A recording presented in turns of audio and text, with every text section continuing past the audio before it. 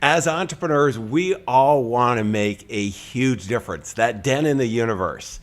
And I have a remarkable entrepreneur who's done just that. And even better, he's helping his fellow entrepreneurs accelerate their success even more. I'm John Bowen, CEO of asnation.com.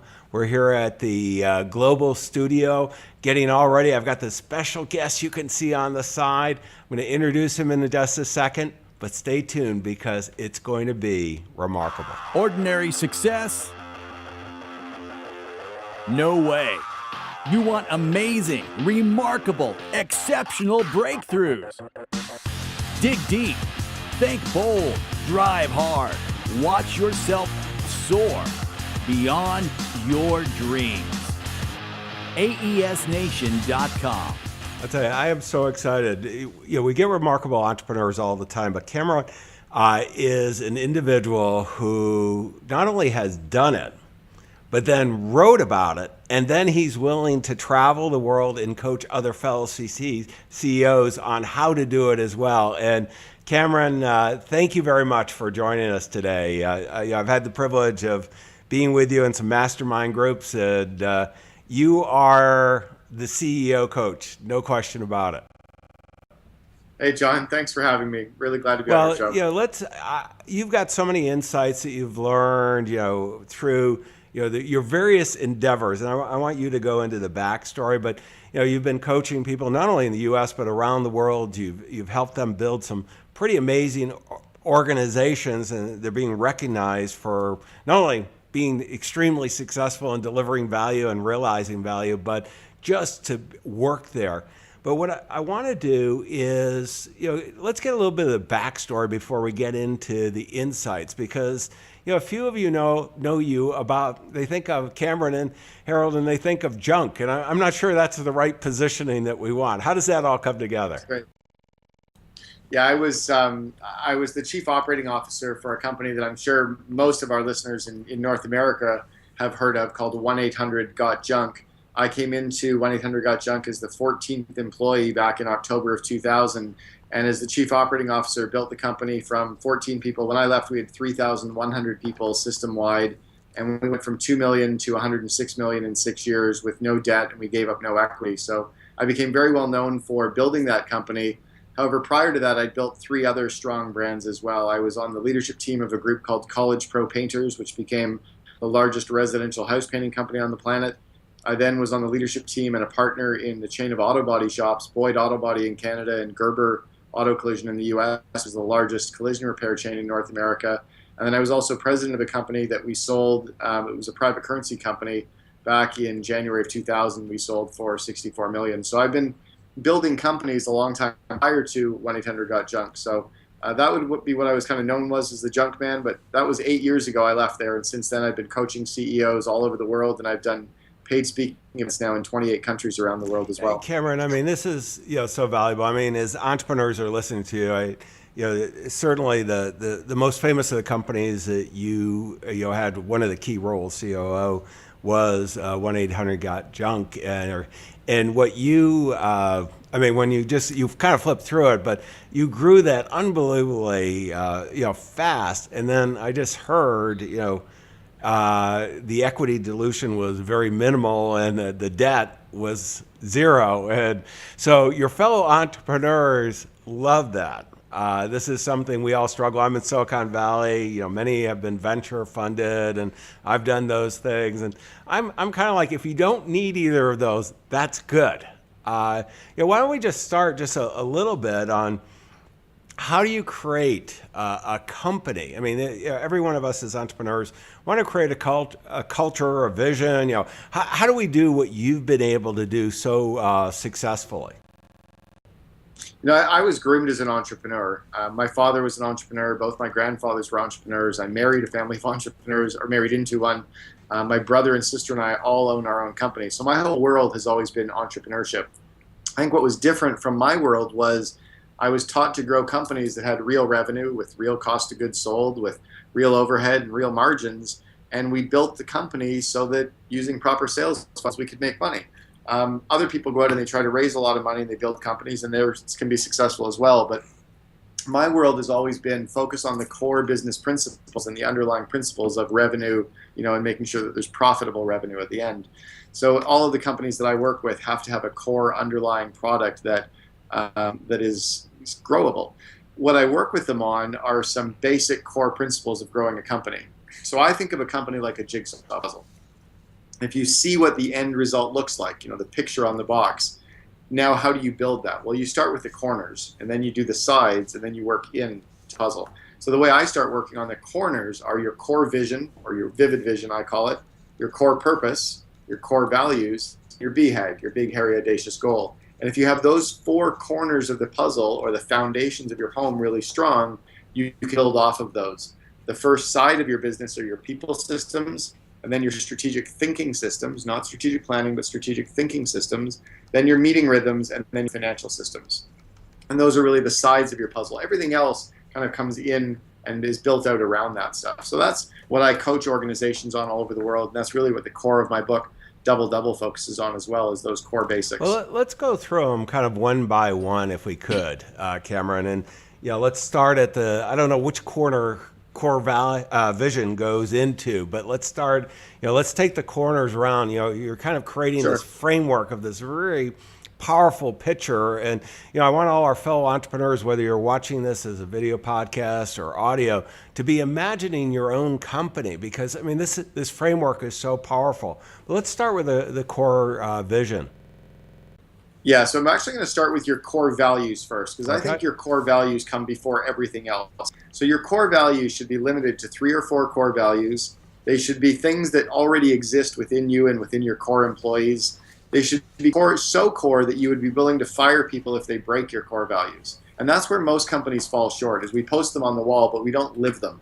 At the end of the day, Enron had core values. They were posted, but they didn't care about them. So having your core values really clear, short sentences, limited to 4 or 5 core values, and so everyone in the organization knows them, lives them, breathes them, and would be willing to fire people who breaks them. That's the corner number 1, or your core values. The second one is your core purpose. Or as was popularized by Simon Sinek in his TED Talk of Start With Why.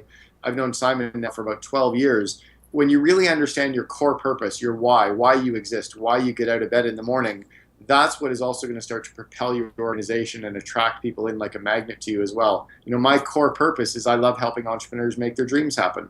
So that's why I get up in the morning. It's why I do what I do. I do it for free, except my kids have to eat. So your core purpose is second. Your third is your BHAG. What is that big, hairy, audacious goal, as Jim Collins in Good to Great coined it? That thing that you're going to strive towards, you might never get to, but like Microsoft's in the early days was a computer on every desktop, and then it was and in every household, that BHAG that they strived for. My BHAG is to replace the term vision statement with vivid vision worldwide. And I'll get to that part in a second. So that's your third corner, is your BHAG. When you have those 3 really clear and everyone understands them, then the CEO's job is to say, this is where we're going in the future. This is what it looks like. And it's that vivid vision. So most companies have a vision statement. They got all their employees into a room. They put their favorite words up on a whiteboard. They voted on their words, and they ended up with 6 words. They mashed them up into one sentence, and they said, that's our mission statement, go team. Well, we all know those don't work. It doesn't align. It's too obtuse. We all know that they're kind of hokey when they were put together. So a vivid vision, and I outline this in big detail in chapter 1 of my book, and all of your viewers and listeners can get it for free, but my book was Double Double. The vivid vision is a 3 or 4 page written description of your company as if you were standing 3 years in the future. So let's imagine you were December 31st, 3 years from now, and you're looking around every aspect of your company. Describe what the culture feels like. Describe what the media is saying about you. Describe what your customers are saying about you. Describe what your employees are saying about you. Pretend that you're actually describing every single area of your company's org chart as if you're standing 3 years in the future, and describe it in such detail that anyone who reads it goes, oh my gosh, I can feel it. So it's almost like that movie that a CEO has of what their company looks like 3 years in the future, communicated as 3 or 4 pages. And that's your vivid vision. And you share that with employees, customers, suppliers, bankers, potential employees. And when everyone can see where you're going, they help conspire to make that happen.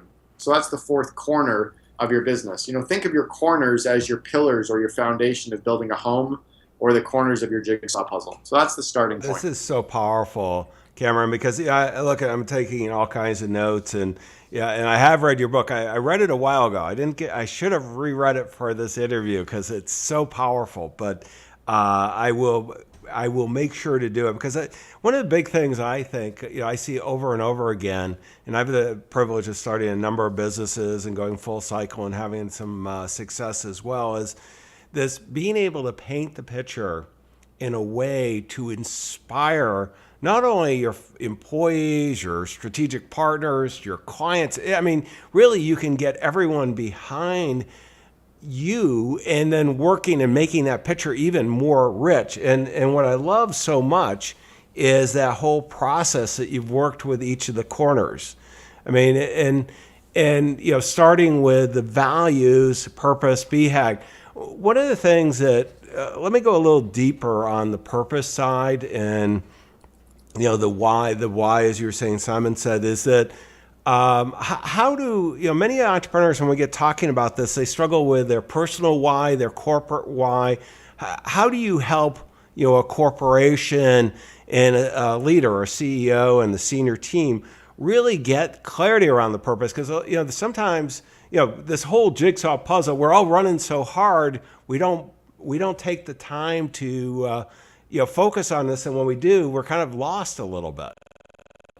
Yeah, I think most companies are lost. They forget, they start talking about their products and they start talking about what they do instead of why they do what they do. A great example is Google.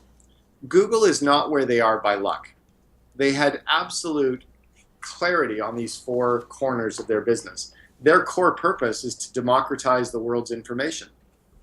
Their core values, they literally will fire people. One of their core values is don't be evil. They just make decisions that are consistent with those.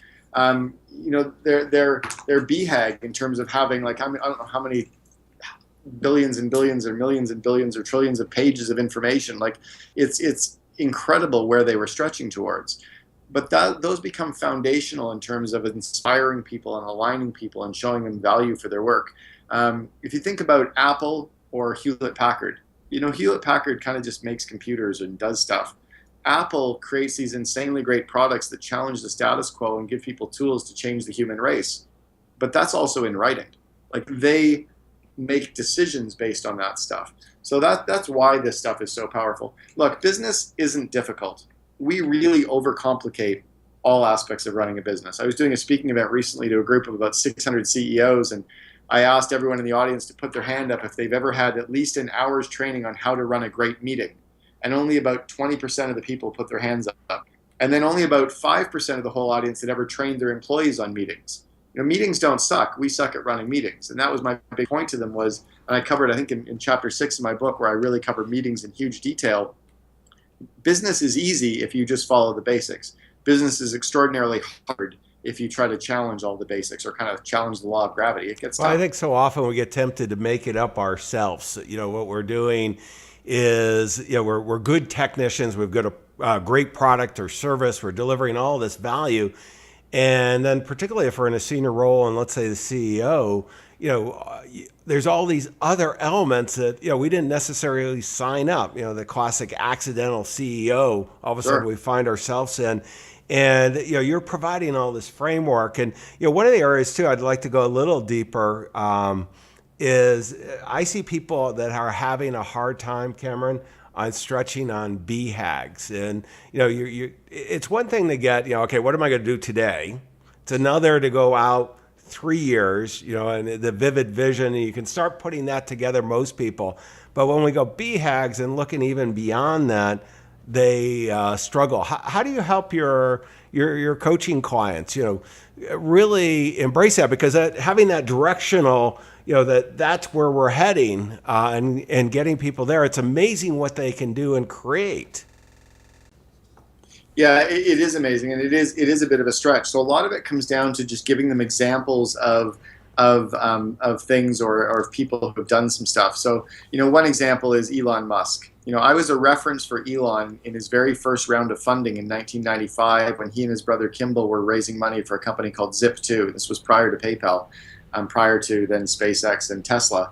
But no one knew Elon. But Elon had an ability to communicate a vision and to dream at a level that was just bigger. And then when could communicate this vision at such a huge, grandiose level, he could also start backing it up with ideas on how to make it happen in people. And that's where the inspiration was. I think to your point, we don't dream big enough. You know, in North America, we tend to try to make what we have a little bit bigger and make that ball of elastic bands a little bit bigger. What we need to do is pull people together and ask them first, why do we really exist? And then if we really exist like that, what's one big thing that we could do that would really knock the cover off the wall? That's kind of why I want to replace the term mission statement with vivid visions worldwide. Is vision statements or mission statements don't work. They suck. Everybody knows it, and everyone has one. But it's not aligning anybody. It's not inspiring anybody. And if you can create something that is so simple and elegant to put in place that really does align everyone around you, why wouldn't we do that? Well, it's funny. I didn't know, Cameron, you knew Elon. I ended up taking a 4-day race car driving class with Elon. He's my racing partner. We just happened to get together. And what was so funny, he had just sold Zip 2. So when he had his McLaren? He had the McLaren. I did get to drive it before he wrecked it. And he showed up at, I think it was 28 or 29 at the time. And the thing that is so amazing, I brought a group, we just closed a deal on acquiring a major financial service firm. So I took a bunch of people with me to this. And Elon, you know, much like successful 28-year-olds will do, when we were talking about, okay, what do? He shared his vision, and he was creating a new financial company to do away with financial advisors. And almost everybody else in the class was a financial advisor. That's great. And we all went out to dinner, and he had this brilliant vision, and he had so many people get behind him, and it quite honestly, it failed. I stayed in touch with him, and one of the things he was remarkable about is if that vision isn't working, you pivot, and you know, he bought PayPal, and the rest, you know, most everybody else knows is history. And this is where I think, you know, sometimes, you know, the market tells us our vision isn't right. You know, it's okay to move the vision a bit, and some of the most successful entrepreneurs do that. Well, I think that's why, again, the vivid vision is so important, is if you have everyone pulling in that same direction, if you do have to pivot 30 degrees or 180 degrees, you can quickly move everyone. But if you don't have everyone aligned, it's very, very hard to change them. I'm actually coaching the CEO of Sprint right now and then working directly with his president. You know, Sprint is one of the largest companies in North America. I think they're 82nd on the Fortune 500. And they're a $5 billion company, but they're literally working on these same core tenets as well. And to align everyone with where you're going is the only way to move these companies. It's so hard for all of us to differentiate ourselves. And, you know, cell phone with Sprint right now, you know, they're getting some press currently and, you know, making some big changes. And I'm sure you're involved in helping them. And, you know, and this is where, you know, it's not only differentiate ourselves, but the distinction is often these four corners. But I want to fill in the rest of the puzzle. Sure. So let's start filling that in, because as entrepreneurs, we've got to have it complete, Cameron. So the first side of your puzzle is the people systems, and it's interesting. It's why the VC firm backed Elon and Kimball. Kimball had all of the experience at having built College Pro Painters with me. He worked for me back in '93. And Kimball had all this business depth that when they were looking at, do you know how to do what you're doing, when they stacked up all the stuff that he had to do, Kimball had done it all. So Kimball was really the bank that they banked on. They banked on Elon's vision for Zip2, but Kimball's experience at having run a company already. So when you're hiring people, the first thing you need to look at, that old adage of hire for attitude, train for skill, is actually garbage. You need to hire for attitude and skill. So you need the culture fit, but you need someone who has done what you need them to do. So I use a principle called the scorecard from Brad and Jeff Smart's book, Top Grading, which is now called Who. And their idea is put a list of the 5 big things the person has to get done in their first year and put those on paper. What are the 5 things they have to get accomplished in year 1? What are the behavioral traits they need to live by while they're doing their job? What are the core values they need to live by while they're doing their job? And then hire someone who has done as many of those 5 things as possible, always lives those core values on their day-to-day, and exhibits those behavioral traits, and then do the reference checks and really interview hard around that. Most people don't do that. We hire people based on attitude, or we hire based on the general ideas of what the job is. But what I want to do is poach people who have done this. Second part of people is great employees are already working somewhere, and they're not looking for jobs. You need to poach them. You need to know where they are. I have some fantastic search firms that all of my clients all over the world are using. No one would even know the names of these search firms. but they have an incredible ability to go out and poach people and bring them into your company. So it's making sure that you're hiring only the A players. That old adage of A players are racehorses, B players are workhorses, and C players should go to the glue factory is again really true, that most companies keep the B and C's and try to manage people and hold them accountable. If you have A players, you don't have to manage them at all, and you don't have to hold them accountable. They already manage themselves and they're accountable people. You just get to inspire them and they go off and run. So it's people systems is first. The next side of your business is the strategic thinking system. So it's stuff around strategy and planning. And it's having time in your calendar every week or every 2 weeks to talk about things at least 6 months or 12 months out on the calendar. Talking about the what ifs. What if a recession comes and hits us again? What if the economy changes? What if the dollar, corrects by 20%? What are the good things that could happen or the bad things that could happen? What about acquisitions? It's having discussions around strategy and then building those into a planning system so that you really know on a yearly and quarterly basis what each business area is doing, the top 3 or 5 things each business area is going to get done, and every quarter and every month what each individual is actually going to get done, so that everyone can see what everyone's working on, how it all works together, and then you can apply those resources of people, time, and money towards those projects.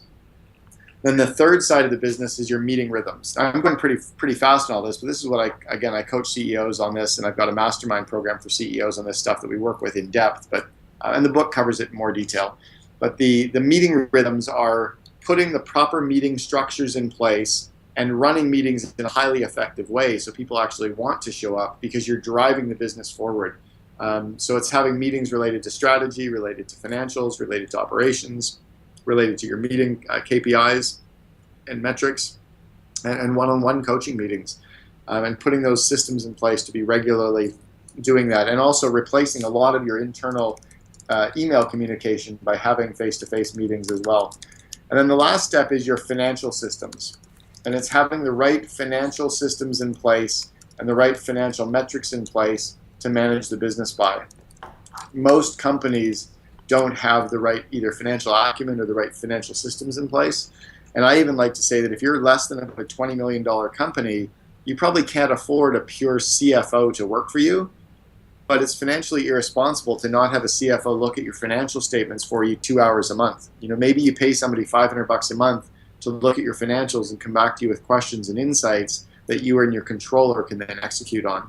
So it's putting the right financial systems in place to grow the business is the fourth side of the company. These are all extremely powerful. And I mean, I'm going to just start with the last one first is, if you don't have the scale yet to have, a really good CFO, and I've been privileged in many of my companies to have it, we really don't, in the one, the primary one I have now, there are some unbelievable virtual CFOs so that you can, I've actually had a virtual CFO for multiple companies now, and it's just been extremely valuable. And it's really what you're saying, Cameron, is that, just having somebody look at this in and help you organize the financials. And in today's world, the systems and software you can and the dashboards that you can create to make sure you're on track have never been really cheaper to do.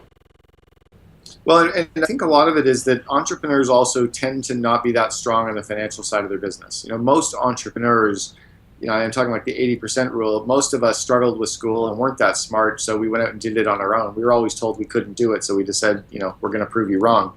But most entrepreneurs aren't that strong on the financial side, and we also then make financial decisions that aren't probably the best. We did it in the early days. We made some big mistakes. I even proudly say we had no debt, but that's actually not that smart of a decision. We were a very, very strong company with an extraordinarily healthy balance sheet, but we built the whole business off cash flow, which is insane.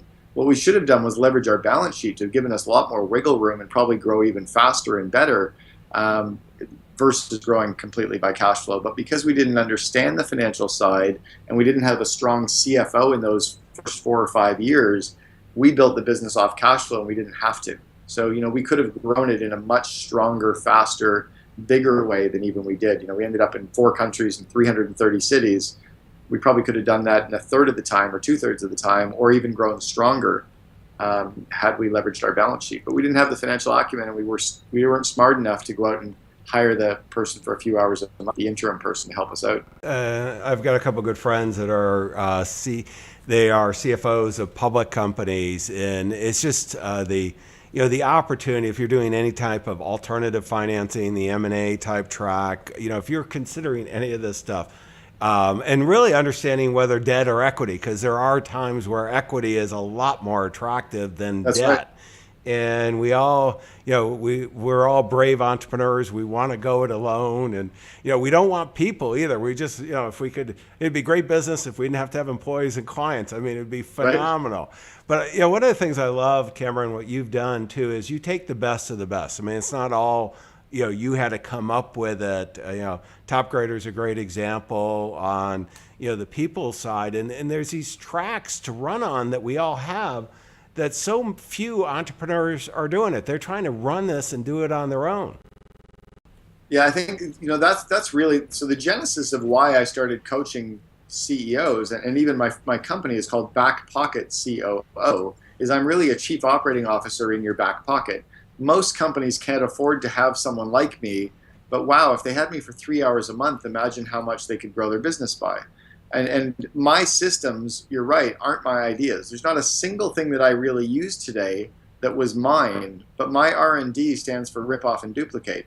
I look for the best systems that are being used by the best companies that are easy to put in place, that don't need an MBA, like not complicated, don't cost a lot of money, but will really, really grow the company. And those are the ones that I get people using.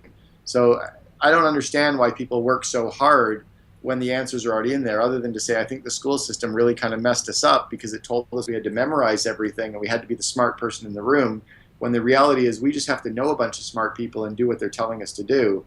And anyway, that's exactly right. I just do the stuff that's already been invented. I'm a big believer in repurposing. I don't call it ripoff, it's repurposing. Sure, but they're both ours. Let's go to meetings. Because I want to direct them to some of the resources, but sure. Meetings is one of the things as entrepreneurs. We became entrepreneurs because we want freedom. We want freedom from a whole bunch of things. Freedom of choosing the people we're hanging out with, the time. Freedom financially, freedom of purpose, relationships, all that. And meetings just seem to suck all those freedoms away. And you talked about, geez, we don't know how to run meetings, and I would agree with that. I see that over and over again. Through a lot of my career, where I was usually CEO of the firms that I had, but I had a lot of strategic partners and some really big financial firms, and the lack of productive meetings and how many really thousands of dollars were being wasted, if not tens, thousands, and hundreds of thousands. How do we help our fellow entrepreneurs, Cameron, to kind of address that? So here's a way to think about it. Would we, or any of our listeners or viewers, would they ever send their kid to go play Little League without playing catch with them first, without throwing the ball and teaching them how to hold a bat and how to put their glove on? Like of course we would spend hours with our kid, teaching them the basics before we'd ever send him off to Little League. If he went to Little League without the basics from us, he'd feel stupid. And yet we do that with our employees every day. We let them go and run a meeting or attend meetings with no training on how to do that. So of course the meetings suck. It's like sending out 9 kids out onto the field to play baseball, or 10 kids. Of course they're going to suck. They're like the bad news bears because they've had no training in it. But if you give the kids the basics, if you give them the skills, they can become very high performing. So I'll give you some basic ideas on running meetings. Every meeting has to have a clear purpose. Just one sentence. Why are we showing up? Every meeting can have a maximum of 3 outcomes. What are the 3 things that we're going to get done? Every meeting has to have an agenda. Just in what order are we covering things? How many minutes are we going to spend on each bullet point item? Who's covering each area, and what's the discussion style? Is it communication? Is it info share? Or is it consensus decision on each point? That's it. Just a simple agenda. Every meeting has to start on time. And every meeting should stop 5 minutes early. And the reason we stop 5 minutes early is so we can then start on time for the next meeting. So you build in a buffer by saying every meeting and every phone call stops 5 minutes early. I also book all of our meetings for half the time we first think about booking them for. So instead of booking an hour meeting, book it for 30 minutes. Instead of doing it all day, let's do it for half a day. So trying to get everyone in the company in that same mindset of booking it for half the time. And then every meeting has to have 3 roles being played: a moderator, a timekeeper, and a parking lot. The moderator to keep us on track, the timekeeper to make sure that we stay on the agenda, and on time. And the parking lot is, hey, that's a great idea. Let me write it down and we can talk about it later or offline. And those are really the basic tenets of running meetings. If your listeners go through chapter 6 of my book, they'll get all of the insights on how to run it and the best meetings to run. And I'm not trying to sell them on it, but I'm really tired of people saying meetings suck. Meetings are awesome if you know how to run them. Yeah. Little League sucks if you don't know how to play baseball, but Little League can be fun if you actually know how to catch and throw the ball. Not only can meetings be fun, they can be unbelievably productive.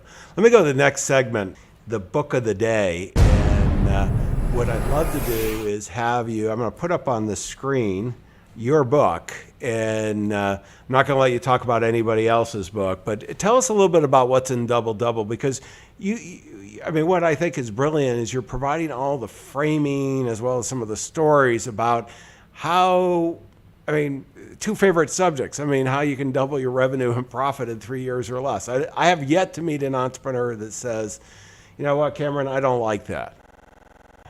Sure. Do you mind if I mention 3 really impactful books along with mine? Sure.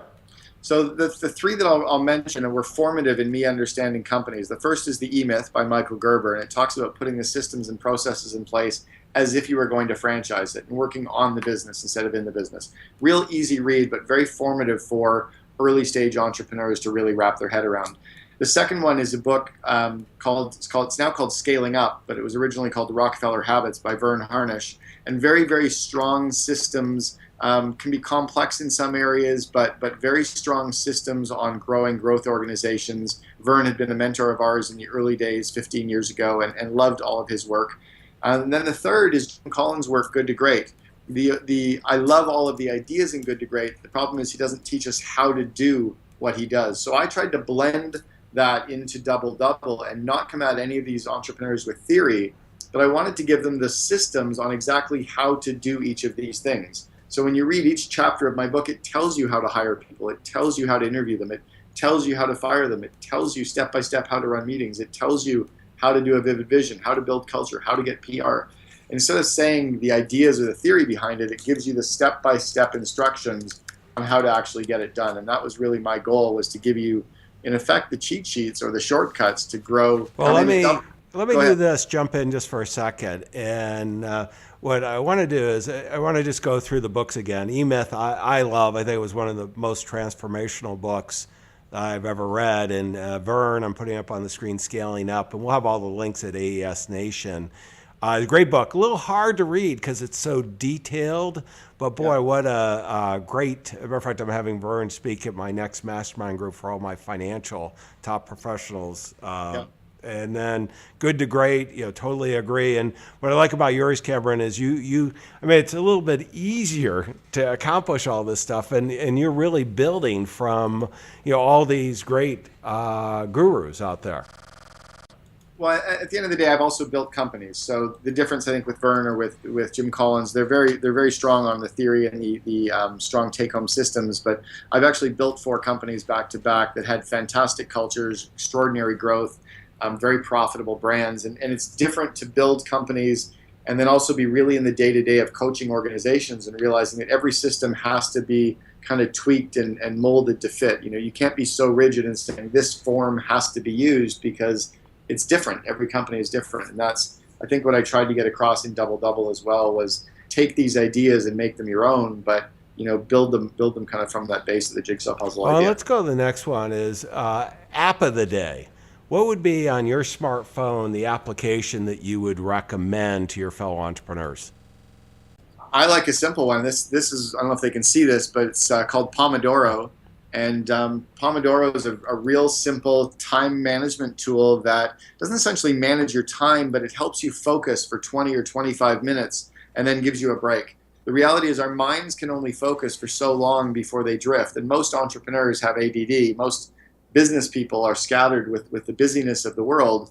But we need to get stuff done. It's not about being busy, it's about being productive. It's about getting the critical few things done versus the important many. So my favorite app is this Pomodoro, which really gets you focused on these 20 or 20-minute sprints. Let me go to the last segment, which is resources. And I'm going to put up your website. And Cameron, would you share, if someone wants to learn more about, beyond reading the book, what you do, how they might be able to work with you or hire you as a speaker, coach, or Sure. join your mastermind group?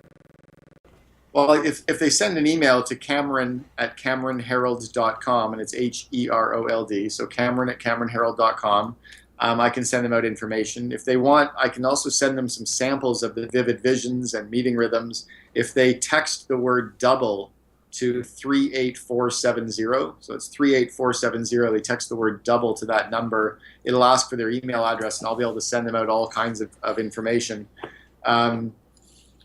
That's probably where I would get started. Also, all of my speaking events are available online off my website. Your viewers can actually download and watch with their employees all 4 of my speaking events, which cover a lot of the content we kind of touched on today, more stuff related to culture. I have a 3rd related to the highs and lows of CEOs, and a 4th related to PR. So all 4 of those videos are available online for people as well. Great. Let me go to the last segment here. I'm sitting here looking at my notes and everything, and it's just huge. And I mean, there's 8 big ones, and the whole framing, I'm going to encourage you to go to AES Nation, download the transcript so you can go through this. It's pretty amazing. But, starting, with the corner puzzles, the core value, the purpose, and the why versus the what that we all talk about. The BHAG, the big, hairy, audacious goal, and then that vivid vision 3 years out. And if you can have all 4 of those corners covered, you're going to have, so much ahead of all the other entrepreneurs in making a difference, inspiring people. And that's where it's going to attract the right people. How are you going to have those A players working with you? They've got to be inspired. They've got a choice. They're already hired, as Cameron talked about. So, and use the tools. Top Grader is a great tool. Strategic thinking, asking what if. I mean, stuff happens. 2008, 2009, the internet bubble, in your industry, whatever specific one you have, there are things going to happen. The ability to work collaboratively together, and particularly in meetings, is critical. I don't care. I have a virtual company. I have about 60 people working through the different companies that I have. It is so productive being virtual because we're forced to be really organized. I can look back at some of my other companies where I had as many as 400 employees and didn't have that. And then financial systems, even if you don't care about making money, you got to have sustainability. And if you're going to accelerate the growth, make that big difference, you have to have that. Cameron, I want to thank you again. This has been really inspiring. I want to encourage everybody to go to aesnation.com, download this, get the links, check out Cameron, definitely buy the book, and consider, if you're at the right place to really want to accelerate your success, you won't find a better CEO coach. Cameron, thank you again. Thanks, John. Really, really had fun being here. Looking forward to seeing you at the Genius Network in September as well. And I will look forward to it as well. And then in the meantime, remember, your clients, your future clients, all those future strategic partners are counting on you. Go execute this. Don't let them down. Exceptional, remarkable breakthroughs. AESNation.com.